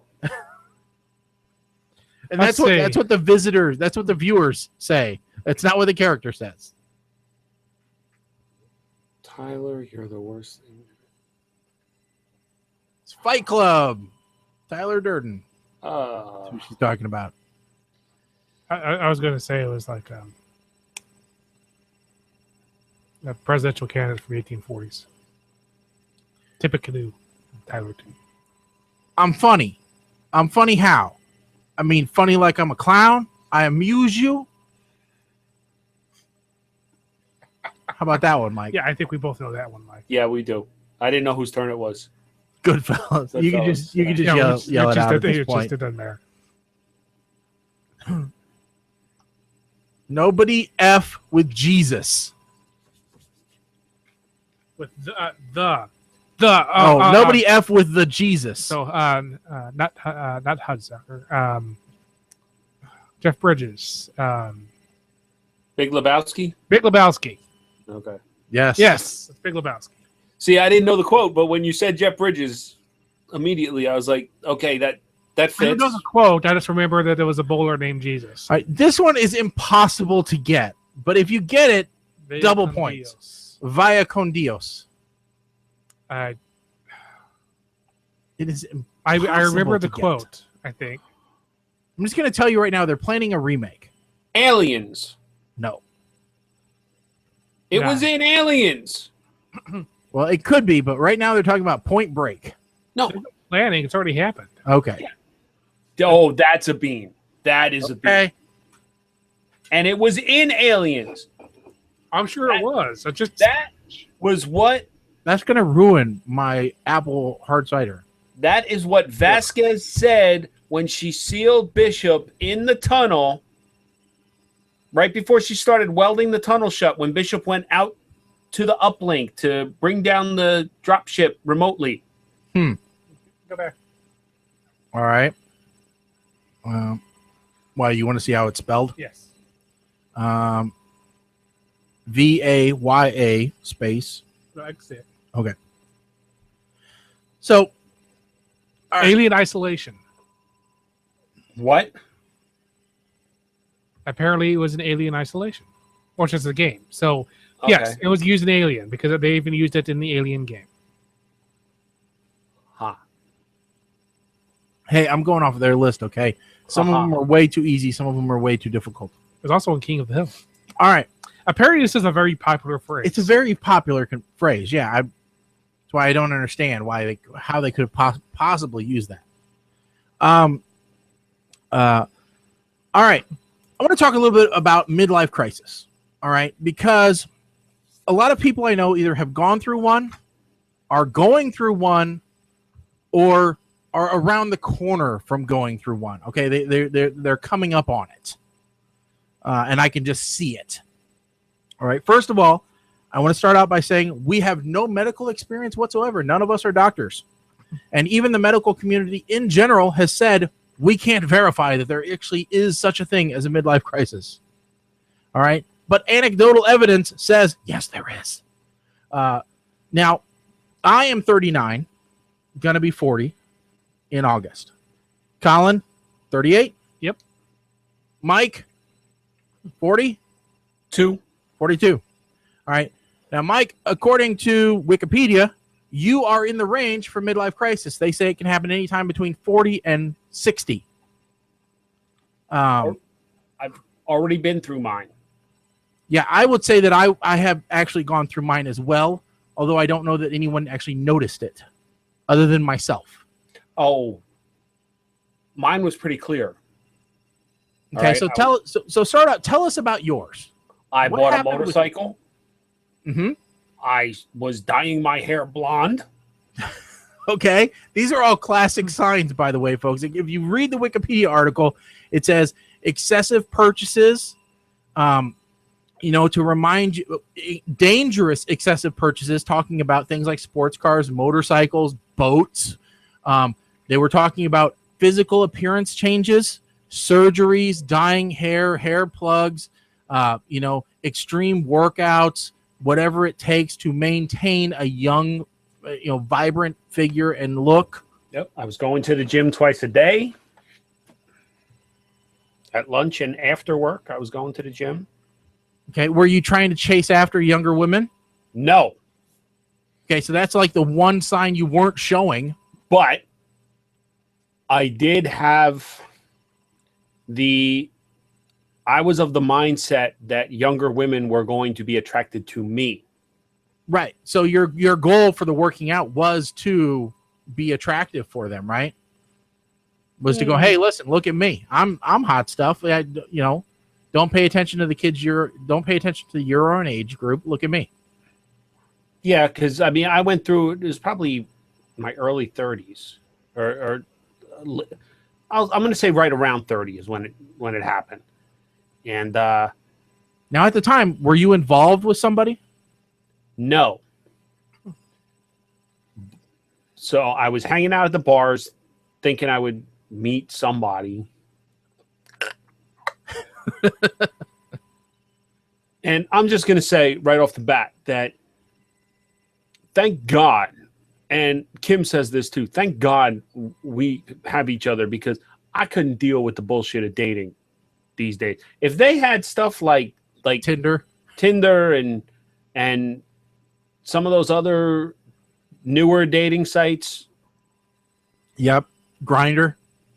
Not even Grinder. I forget which, like. That's the gay one, Mike.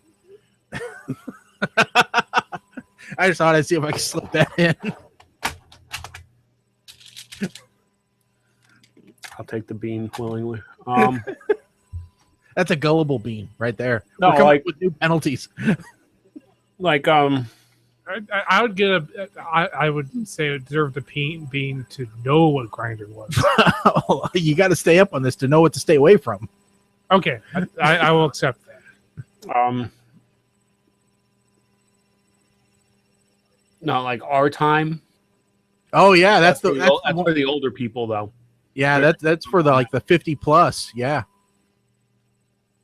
But yeah, I like idiotic commercials. Like, I was there for 10 minutes and I got my first flirt, and I'm like, God, that guy looks like Dr. Drew. He does, doesn't he? Does. Wait, let me ask this question: how many single farmers are there out there that Farmers Only has to run a commercial every? And how many farmers? If you're a successful farmer and you're single, you don't have a family there to help take care of a farm, so you're busy. You're not sitting in front of the TV. That's why they're running so many commercials, because they don't know when you're going to see it. Yes. Okay, I have a better question, or another question about where are all these country girls? Why is it that when I'm watching things like Good Mythical Morning and other, relatively youngish things on YouTube, why is it they all have commercials for Fixodent? Are there really that many people on YouTube who need Fixodent? Yes. Well, have you seen Average America? No, people need the Fixodent to hold their fake gold fronts in. Yeah. Yeah. Grills don't hold themselves in, Colin. Fixodent was my adhesive of choice when I used to wear my vampire fangs for Halloween. And it was great when I almost made the woman at McDonald's the one year pass out when I ordered my food. Literally, she looked up and was like, had to go get a manager. And the manager asked me, are those real? Yeah, dental bonding. So, but yeah, I keep watching this, 46-year-old woman talking about Fixodent and biting into an apple and looking so pleased for herself. I'm thinking, she doesn't have dentures. No. Why am I watching? Why are you forcing me, YouTube, to watch this? Question is, why don't you hit the skip now button? They're not skippable. No, some of them don't. Some of them aren't even skippable now. Hate those. And let's just back up a second about YouTube. Why do I need to watch a commercial on YouTube? Why do you need to? You mean to watch a trailer? Because I hate that. Well, I'm going to watch a 2-minute commercial to watch a 1-minute teaser trailer. Oh, well, that aggravates me beyond belief when the ad I have to watch is longer than the video clip that I'm trying to watch. Yeah. But anyway, getting back to our thing. So Mike, you went through all the classic signs. Oh yeah, midlife crisis. Now, were you a complete jerk to all your friends? As part of that, or did they try and straighten you out, or did they just give you your space? They just kind of gave me my space. Did they give you crap about it now? Oh yeah, now they do. Looking back at the pictures, not so much the motorcycle, because I had friends that went through it at the same time. The hair, yes. The gym, no, not really. Although it's kind of a running joke because I've fallen out of shape. So it's a joke like, yeah, you used to go to the gym. Okay.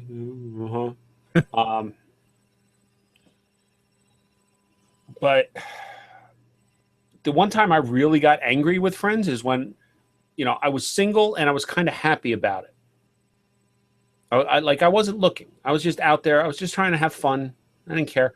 But all of a sudden, I became people's charity case. Like, oh, you deserve to be happy. We got to find you somebody. What makes you think I'm not happy? I'm not spending money on people. See, I'm and happy. And I think going through a midlife crisis when you're single is one thing. It's probably a unique experience because from what I've read, at least, most midlife crises are brought on by empty nest syndrome. Okay. Either a death or a realization that your parents won't be around. Okay. For much longer, you know, or a divorce, you know, something like that. So these fairly, you know, major changes that happen to us traditionally around that same time period, 40 to 60. You know, my wife, I'll tell you what, my wife did go through a bit of depression before we got custody of my daughter, and once the boys moved out, when it was just me and her. I mean, it was a lonely place around here, and she's older than I am, so she was at the same age, you know, in that age range where things were really bumming her out. You know, so she went through that cycle. Now I went through it probably in my early 30s. I went through the thing. I went through is this my life? Is this going to be my life the rest of my life? You know, I'd gotten married. I'd been married for probably 3 or 4 years. It settled into a routine, you know, and one day you wake up and that little switch in your head turned and it went to crazy land where it said, this isn't what I planned. This is boring. This isn't what I wanted. Yeah. I wanted crazy, sexy fun time every single night. And I wanted, you know, to be out at the bars, and I wanted to be, you know, this and that and the other. And this isn't the excitement that I wanted in my life, you know? And to add to that, I mean, I had the added pressure that I did marry someone that was older. And so then I had piling on the fact of, okay, well, when I'm this age, she's going to be this age. And when I'm this age, she's going to be this age. And, you know, and so all that came to be. And that was mine luckily didn't last very long. It was probably 3 or 4 months that I went through that, where I was a general pain in the ass. And my wife is very willing to tell me about it. You know, because we had several knockdown, drag out fights about it. And thank God I got over it, you know, and I just realized, wait a second, why are you complaining? This is what you wanted. This is, you know, what you need. This is everything that you really do want for the rest of your life, you know, and this is the person that actually will care about you. You think, you know, because I will fully admit at that point I was, you know, you see the window, you see all the things in the window, and you think, I wonder if one of those is better. You know, I didn't act on any of them, you know, but I still have a brain that still has some extra cycles in it, so it decided to do a little bit of thinking, you know, but luckily nothing ever came of it. You know, but now I look back and I think, well, you know, I was being a real jerk, and you know, I wouldn't be as happy as I am had I taken those chances or anything else. You know, so I'm glad with the decisions that I did make. The problem is, I think, when you have a midlife crisis and you do make those wrong decisions, you do decide that the grass is greener, or that, you know, you're justified in the bad behaviors that you're doing. I have several examples of my life. I'm not going to quote specifics right now, where, you know, I will tell you, my dad, okay? My dad went through this phase where it was buy. All right? He bought a Harley. He, you know, he had just gotten a new boat. He got a new truck. All right? He had built a new garage. He had done all these things. I mean, they ended up refinancing the house to cover a lot of these costs, you know? And he was finding excuses to go out and be other places or isolate himself within the house. And luckily he's finally come out of that. And now he's, you know, back to the family guy that he was originally. But I know other people that haven't come out of that yet, and that are absorbed in those distractions, you know, and the really bad distractions are the ones which destroy your relationships with your significant others. Yeah. And those are the mistakes that you can't take back. Yep. You know, you can try, and I fully support people trying to fix their relationships before just giving up on them. But wow, those are mistakes that are hard to take back later on. And I've had a couple people come to me, and go, "Hey, I'm thinking about doing this." And I'm like, "You realize what you just told me you were thinking about doing? You do know that I know you're married, and this is not a good idea." And the fact you just told me, it probably means that somewhere in your brain, you want me to stop you. No, or you want me to tell you it's okay. That's what most of them come to me with. Most of them come to me wanting my approval for their bad behavior. They want me to condone it, to give them their justification and say, yes, what you're doing is right. My wife's ex-husband, when he had his midlife crisis, he went out and decided to sleep with somebody that he was working with, all right, and ended up having a long, drawn-out affair with her, all right, and that's what caused the divorce and everything else. And he never, ever made an excuse. He tried to make excuses for his behavior, but he never really apologized for it. She was always the victim. The kids were always the victim. They were always the reason why he did that. And I'm looking and going, you jackass. None of them hopped into bed with her. Yeah. You did. Why did you do that? If you are, and here's my advice to everybody that's thinking about it, that is thinking about cheating on their spouse, and I don't care whether you're going through midlife crisis or what, if you're just browsing window shopping, if you're not happy, and I think we can all agree with this advice, I think this is solid advice. If you're not happy, and if you really, really think you need to go out and you need to find someone else, get a divorce, get out of the relationship you're in, and then proceed. Yes. Don't ruin someone else's life because you are being selfish. Because that's all it really is. But maybe you need to talk to somebody professional. Yeah. Not a not a radio show. No, not like a stripper. Just like an actual doctor who has a degree. Yeah. Can do some head shrinking. Make sure it isn't just midlife crisis. Like I said, I don't care your belief in religion one way or the other, but I did listen to one of the pastors at our church, and he said the worst thing you can do is come to a counseling session and tell me that you think you know what God's plan for you is, and tell me that you think that God thinks you should get a divorce.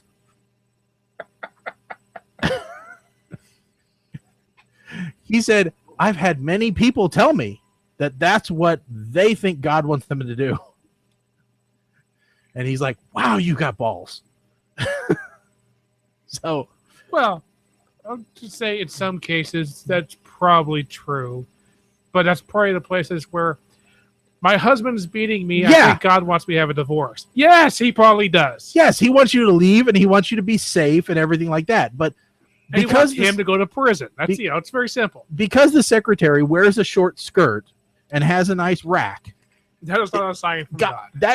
God doesn't. That's not a burning bush. All right. She may be a redhead. That's not a burning bush that he's going to send you. I guarantee it. All right. So, but I think, and if you've had a midlife crisis, feel free, call in now, call in later during the show, 877-787-8822. Call in once we're off the air. I want to hear about what you went through and how you got over it and how it affected you long term, because I think this is something that isn't actually talked about a whole lot, especially from a guy's perspective. I mean, we do hear from women a lot saying, yeah, my husband went through it and it ruined everything, or, he was never the same. He never woke up out of it, or, whatever. And trust me, I'm not saying that women don't go through it, because they do. You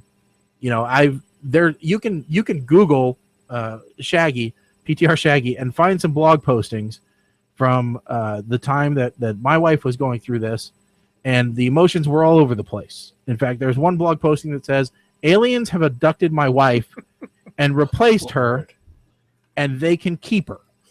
All right? Because at that point, she was the I want it every night girl. Right? And I was okay with it at that point. But man, the mood swings were crazy. So, but I'm just telling you, I think there is a stigma, isn't there, Mike? about this whole thing? There is. You know, it's normal. It's normal for people to have these feelings to some degree.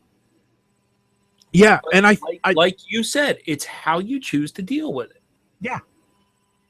You know, I think that's just the whole thing for life in general. It is how you work your way through life that shapes your entire well-being. You know, you can have some massive screw ups at the beginning, as long as you learn from them and you move forward. Right. You know, it's when you keep making mistakes over and over and over and over again. The same mistakes over and over. Yeah, the same ones. You know, because you always be making huge mistakes. Yeah, we don't learn. You know, somebody that says they've never made any mistakes, they're pretty dumb because they didn't learn anything. Well, it's like we've been watching Survivor Man. Yeah.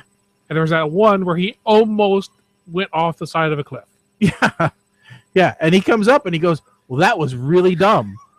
He goes, all these episodes, and I just about killed myself right there.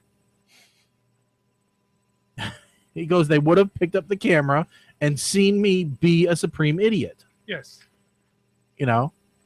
And boy, how bad would that be to film your own death like that?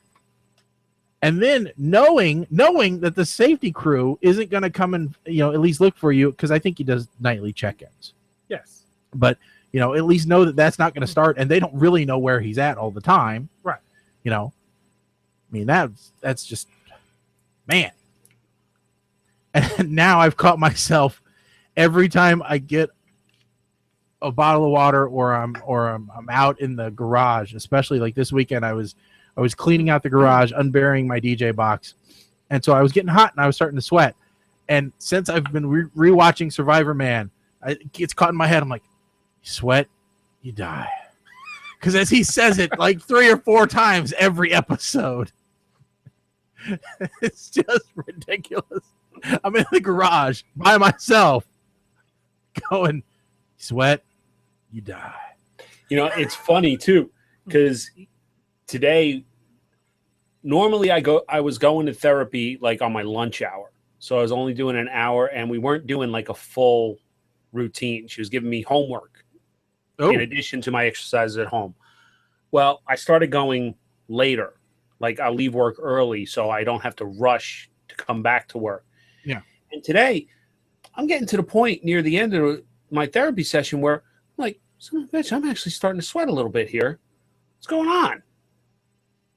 Now, I wasn't thinking you sweat, you die. I'm thinking, am I really this out of shape that I should not? I'm standing on one leg for 2 minutes. Why am I sweating? What? I was just like, I thought you were going to say, do I really smell this bad when I go back to work?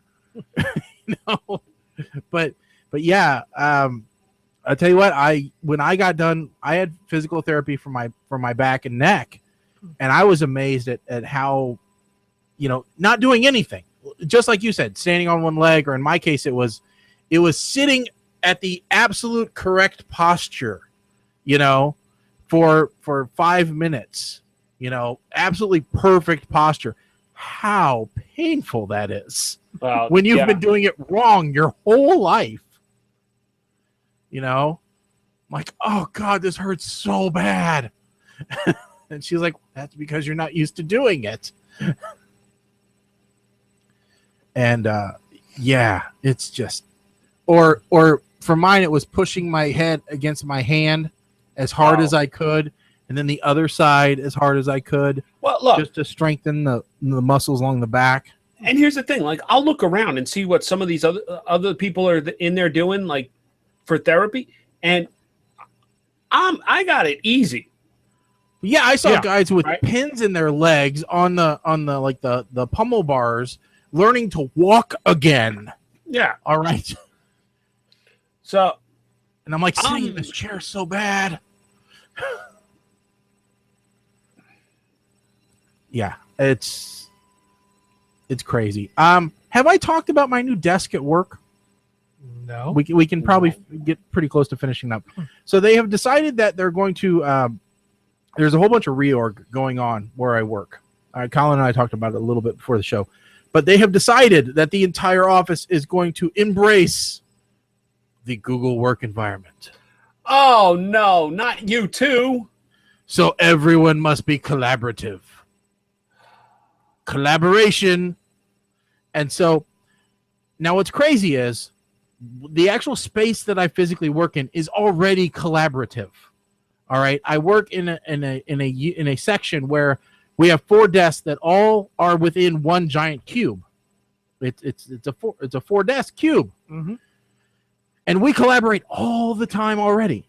Yeah. And then there's a bank of cubes outside there. But they decided that 4 people collaborating isn't enough. Everyone in my group needs to collaborate. So they created a giant 6 cube outside of our current area. And they want to move us into this new 6 cube collaborative space. Now, mind you, none of the desks face each other in the new collaborative space. So you're looking at the back. It's 2 rows of 3 with an open spot in the middle. So you're looking at the back of the head of the person in front of you.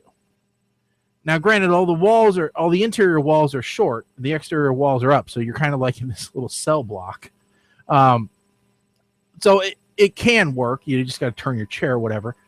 But at first, everybody was like, what the hell is going on? Everybody not in our group. They were like, we don't know what's happening. And then somebody else outside of my group said, oh, they're putting you in the Borg cube. That's how someone referred to it. It's the Borg cube. And I'm like, yes. Resistance is futile. You will be collaborated. Was my saying. But then I came up with a better idea. I'm like, no, we're going to call it Collaboration Station. We're going with a complete train motif. I am building the crosses. We're going to put them up outside the main door into the area. I'm going to take my old railroad train, and I am going to get extra track, and I'm going to run it around the top of all the outside walls, and just run it 24/7, going around the top of the cubes. I even thought about painting up a crossing guard, thing to put in front to just go up and down. I like the idea of and now I've said it so many times, management is catching on. That always does it. So I'm like, when's the wiring for Collaboration Station going to get done? I'm like, yeah, the new cubes. They're like, oh, that sounds pretty cool. I'm like, yeah, every office has to have a name. So, yeah. Where I am, it's all agile. Yeah, they want to take us to that too. Yeah. But they want to do that within the Google nice office spacey type environment. Mike, now you have a conference room that you work out of, right? Or has that changed? God, now they still haven't assigned me an office. So when I go, I have to go into the collaboration room. Like open cubes, but they've been doing a lot of construction, and I have to be very careful because I'm not sure how much I can or should be talking about what they're actually doing. But the one thing I will say is I did go in and I got scared, and luckily my fears were quelled the last time I went in. I saw them doing in like one of the, I'll call it like the courts where like a bunch of different wings meet, right? They were putting in these taller desk things. Were they doing standing desks? That's what it looked like. But then the next time I went back, they had like the drafting chairs, like the taller chairs. So you can sit, but you have the option to stand. See, I wish I had that. They're not going that far. I wish they actually would. I did get them to raise the desk height because they had it at like 28 inches. And I'm like, yeah, I looked it up. 28 inches is fine for someone who is 5'6". Like, I'm 6'1". Yeah, it's funny you say that because my desk, I noticed today that since the flood, when the water heater broke, the bottom of my desks, like, it's starting to look a little wavy. Yeah. So I'm like, okay, I'm going to have to do something, and I'm probably going to wind up building a desk. I'm not going to have the island behind me. I'm just going to build the L. Right. But I'm going to build it higher. Yeah, than that's a normal always desk.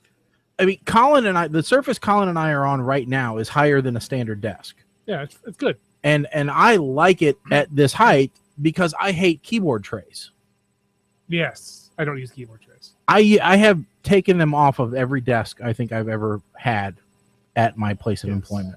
I liked it when I had the keyboard on my chair. That was awesome. Yeah, when you had the Star Trek chair. Yeah. That was cool. Now, I actually appreciate the keyboard tray if you don't have enough desk space. Yeah. Yeah, but that's what the desk space is for. Right, but my mouse is not on the keyboard tray. My mouse is up on the actual desk. Yeah, see, that's actually worse. I mean, having to move your hand up and down like that, that's really, really bad on your arms.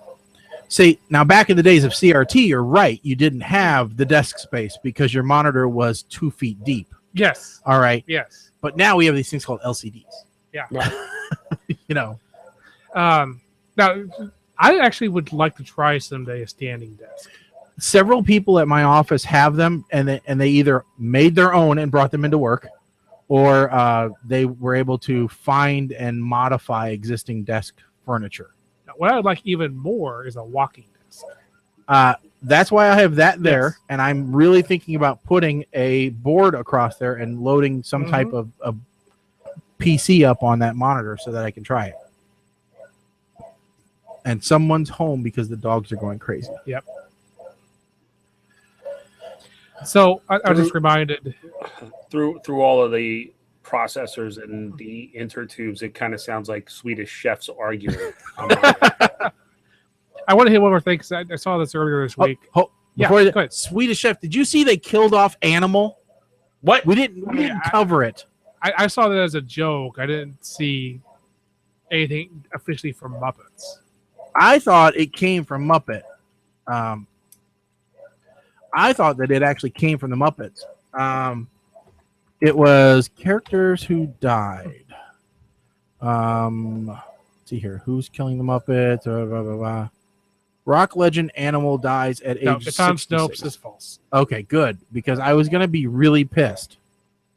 It was an entertainment website named Waterford Whisper News. Yeah, I've got the article right here. Originally, according to this, it said tributes have been flooding in from all across the world following the death of Animal, the legendary drummer with rock outfit Dr. Teeth and the Electric Mayhem. Yeah, so Waterford Whispers News is it's like the Onion. Okay. But I thought it was really weird that this came in right along the side of, everyone else. Yes. Everyone else dying. I'm like, wait a second. I can't believe that the Muppets would cash in on this. That doesn't seem very Muppety. No. I think I even shared the post of Animal dying at 66. I think I even shared the picture. Right, I think that's where I saw it. Because I thought it was actually a joke. Yes, it was. Yeah, I mean, it turns out it is a joke. But it isn't written as such. It's, No. Okay, so did you see the Australian thieves who tried to steal gas from a bus? No, I didn't. All I saw was the Australian guys that got their keys stolen. No. Did you hear about this, Mike? No, but I do have a quick announcement. It does not affect scoring in the death pool. However, breaking news that George Crackhead Bob Harvey of the Howard Stern Show has died. What was the cause, Mike? Curious. Do they know yet?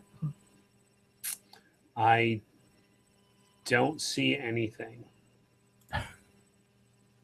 as far as the cause.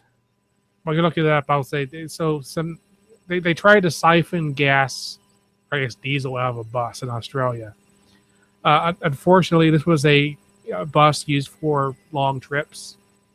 They weren't siphoning the gas tank; they were siphoning the sewage tank. Oh. And so that they got a mouthful of sewage. Yeah, I actually did read about that. Or I heard about it on the radio show. According to this news article from the New York Daily News, the police confirmed they have absolutely zero interest in recovering the stolen goods. What was interesting was they kept sucking on it until it started to taste sour. I think was the original, complaint, which was bizarre. Yeah, but you gotta think that kind of thing's labeled, and obviously it does not look like a. It is, because there's one called gray water and one called black water, and the gas tank is nowhere close. So. I'm not sure. I mean, it probably is diesel, probably like not even regular diesel. I'm not sure what a bus takes. No, they're all pretty much standardized at this point, I think. But yeah, here we go. Drunk Australians foil a robbery and give an incredible interview. This was one that I saw, and we'll play some of the audio right now. If I can still get the audio. It was on the Australian version of the Today Show, and here it is. It's Friday night, and you're out with your mate. Yep. When you see a robbery unfolding right in front of you. So what do you do? Well, this is what our next guest did. So this guy in shorts and no shoes walks up to this white car and takes the keys out of the ignition. All right. The robbers had the white car. They were inside robbing a place. You me. Boy James with let's go to the survey. Wait, call the cops. Call the cops. 000. Wait. Yep. Call the cops. He couldn't be any more Australian.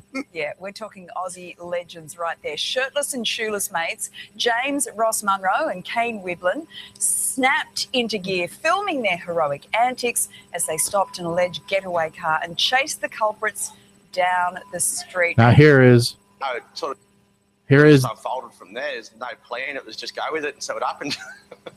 Hey, brother, you had your shirt off at the time too, which means that you were in full manliness in front of that. Was there a time that it occurred to you that your life might be in great peril? When I first jumped in the car, I sort of took a step back thinking, "Oh shit, has this bloke got a knife?" Yeah. And then I saw he had his hands empty. That's not a knife. His face, so I jumped back in and just went from there. But you look like you got reasonable guns. You've been working out in the gym. You look reasonable, buddy.